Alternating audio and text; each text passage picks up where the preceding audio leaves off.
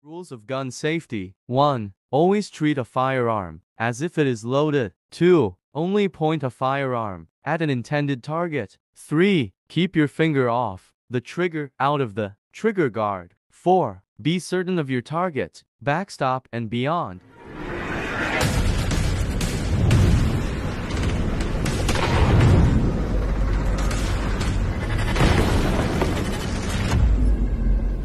Pero ito ang tandaan nyo. Ang baril ay mabuting alipin. Masamang Panginoon. Ang ibig mo sabihin, kapag ang baril ay ginamit sa kabutihan, mabuti yan. Pero kung magpapadala kayo sa kapangyarihan ng baril, masama yan. Naintindihan niyo ako? Opo, opo. Target board clear. Iyan. Target board clear.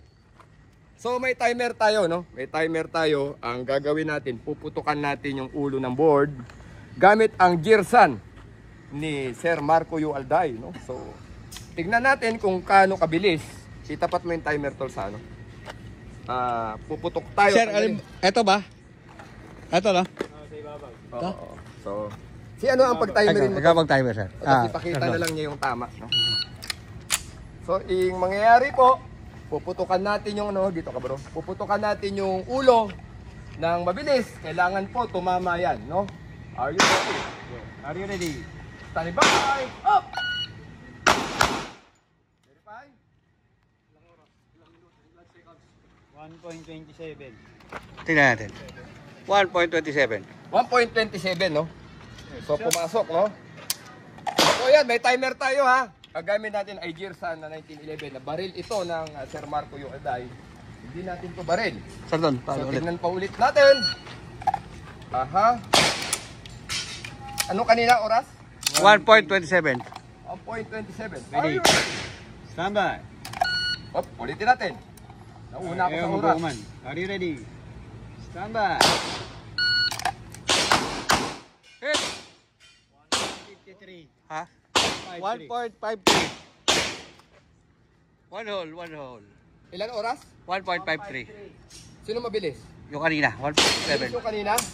Pero mas magadik magkakaroon. Mas maganda dito, sir. Ayun, no? So, another round. Ayan. So, walang 2 segundo? Hindi umaabot? Wala, sir. Wala. Walang 2 segundo, no? 1.53. Ayan. O, again. Okay, isa pa. Ulitin natin.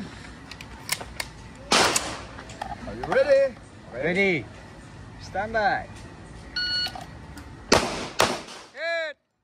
163.